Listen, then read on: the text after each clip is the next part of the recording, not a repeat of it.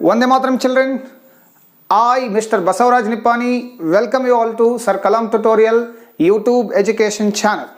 Dear guys, as you all know, in my previous video class, we have started the discussion of chapter number 1st of Democratic Politics First, Standard 9th, that is, what is democracy and why democracy, in which we have discussed the meaning of democracy and also we have learnt various definitions of democracy. And we came to know that these various definitions and the simple definition which we have studied in previous class is not enough to understand the broader idea of democracy. It is not enough to understand the broader meaning of democracy.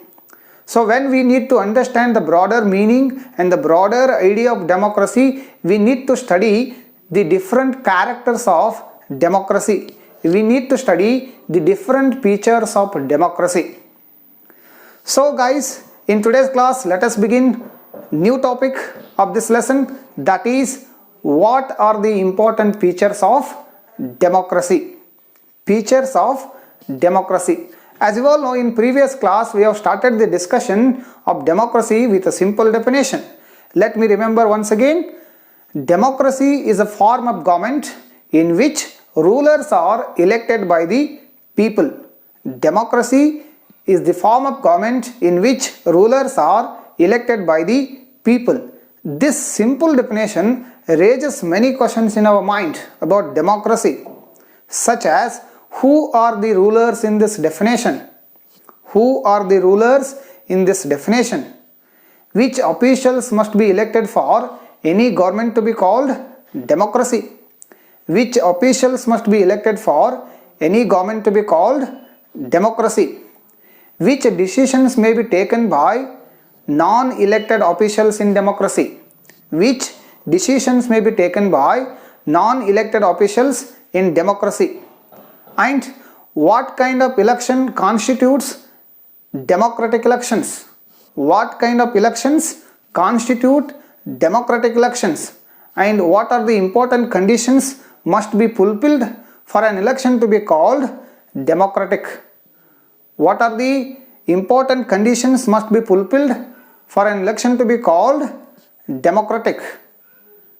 And finally, who are the people who can elect the rulers? Who are the people who can elect the rulers and get elected as the rulers? Should this include every citizen on equal basis? Should this include every citizen on equal basis? Can democracy deny the rights of the citizens? Can democracy deny some rights of the citizens? And finally, what form of government is a democratic government? And finally, what form of a government is democratic government? Can elected rulers or the leaders do whatever they want in democracy?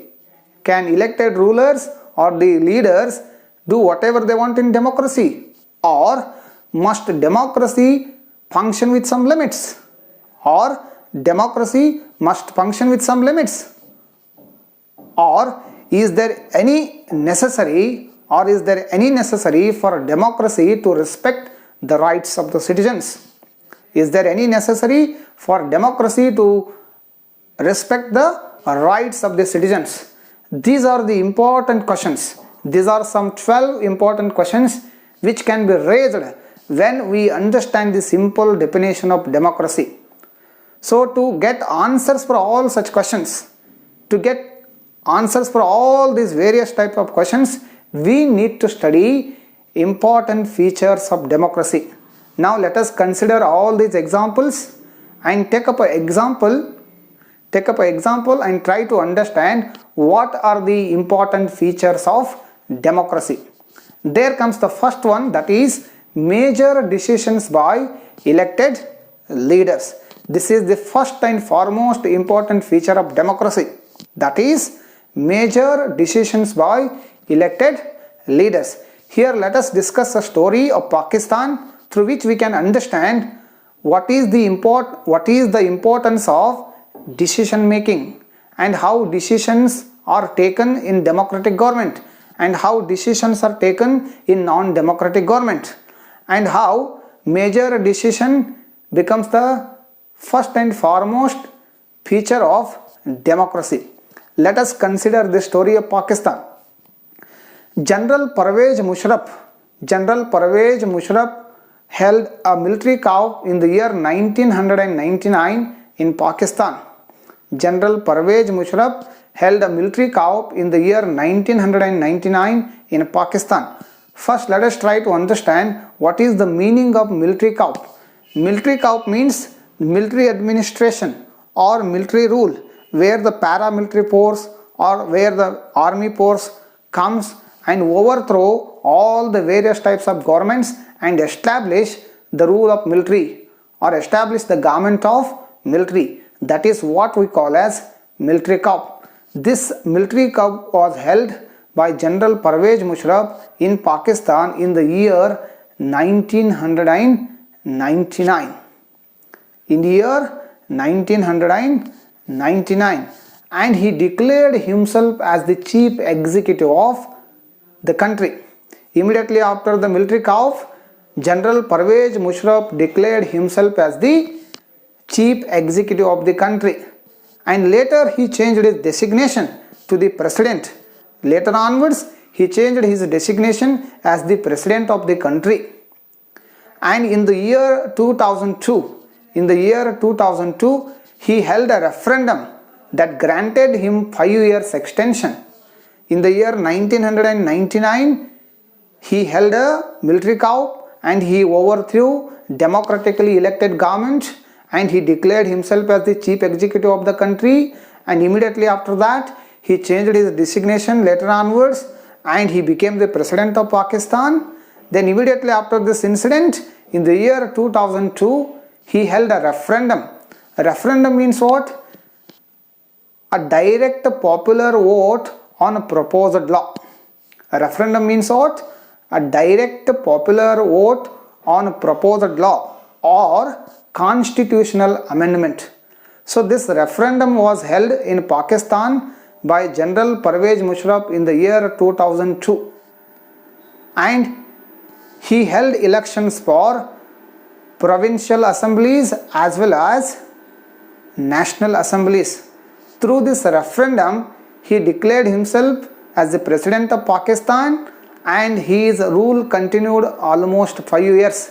That granted him 5 years extension.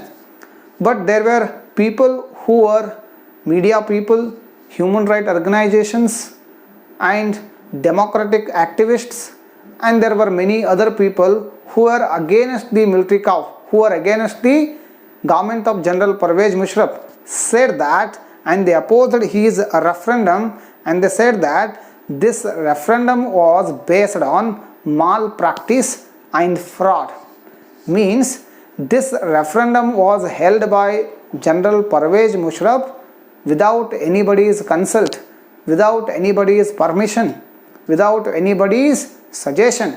He himself took the decision in the year 2002 and held this, and he imposed this new law on the people of Pakistan.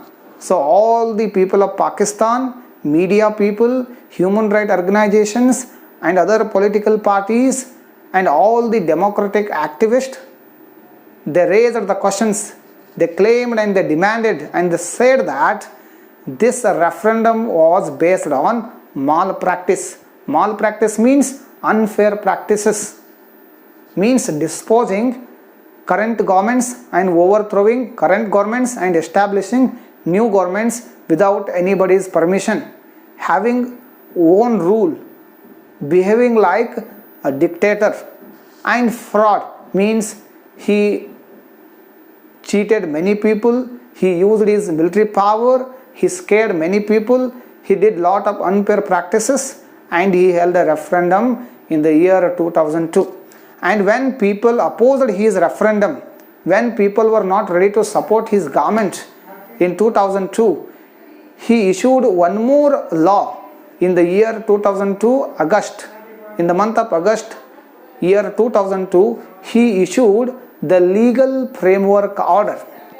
He issued a new law, or he amended the constitution of Pakistan, and according to the constitution, according to the amendment of constitution, he issued a new policy, or he issued a new law, or he issued a new decree, that is the legal framework order. According to this legal framework order, he changed the constitution of Pakistan. Constitution of Pakistan was amended, and that gave all the powers to the president. So according to this new law, according to this new policy, the president of the country can dismiss all the national assemblies. He can dismiss all the parliamentary assemblies. He can dismiss all the provincial assemblies, and he can establish his own power and supremacy. This legal framework order was issued by General Pervez Musharraf in the year 2002 in the month of August. And according to this new law, new elections were held in Pakistan for provincial assemblies as well as national assemblies. It doesn't mean that there were no elections held in Pakistan previously. Previously elections were held in Pakistan and there was a democratically elected government, but that democratically elected government was overthrown by him in the year 1999, and immediately after that he declared himself as the chief executive, then he declared himself as the president. Then when people did not support him, when media did not support him, when human rights organizations opposed him, he issued a new legal framework order. According to this new legal framework order, he changed the constitution of country, and according to the amendment of the constitution, that gave him power to dismiss any government, dismiss any parliament, dismiss any assemblies such as national assemblies as well as provincial assemblies. And he held new elections immediately after this new law was passed in the year 2002 for national assemblies and also for provincial assemblies. So Pakistan has had an election. Pakistan has had an election, and it has had an elected representatives, and also people of Pakistan had a government, but the real power rested with General Pervez Musharraf and military officers. So Pakistan people had elected representatives, they had democratically elected government, but the real power rested in the hand of General Pervez Musharraf and his military officers. But there was no any power, there was no any responsibility, there was no any supremacy given in the hand of elected representatives who were elected by the people. So this example shows that clearly there are many reasons why Pakistan under General Pervez Musharraf should not be called a democratic government. The government which was under the control of General Pervez Musharraf in Pakistan should not be called as a democratic government because there are many reasons. Let us focus on one of these reasons. Were elected rulers had the powers in the country, or the people who were working in the government under General Pervez Musharraf were elected by people, or what? Yes, exactly, they were elected by people. So elections were held for constitutional assemblies such as provincial assembly as well as national assembly. People gave their vote and they elected some representatives. There were elected representatives and there was a kind of government, but the real power to take decisions and the real power to take decisions rested in the hand of General Pervez Musharraf and military officers. And the elected representatives who were elected for national assemblies as well as provincial assemblies were nominal. They were just the nominal rulers. They had no any powers. They had no any responsibilities. They were just nominal. They were just like idle. They were just like people who work for the betterment of the rulers who were not elected by the people. There were rulers in Pakistan who just work for the betterment of their leader, their dictator, their commander. that is General Pervez Musharraf. But they had no any responsibility, they had no any power, they had no any authority to take any major decision. So this happens in many dictatorship and monarchies.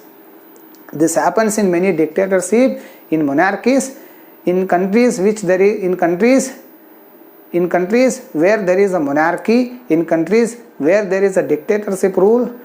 Even in such countries also we can see this kind of rule.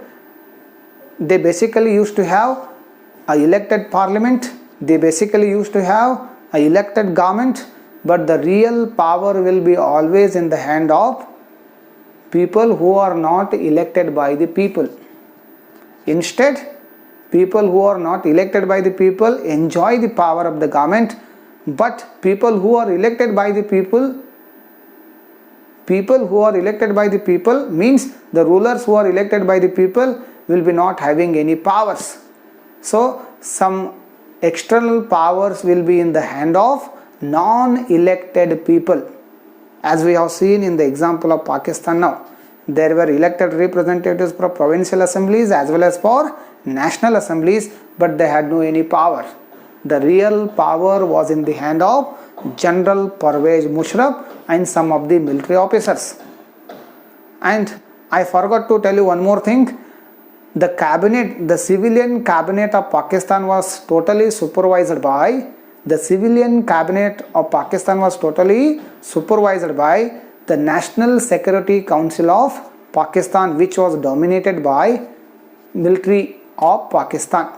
So if people raises problems, if people raises some demands, if people are not ready to accept his government, they were being controlled by military.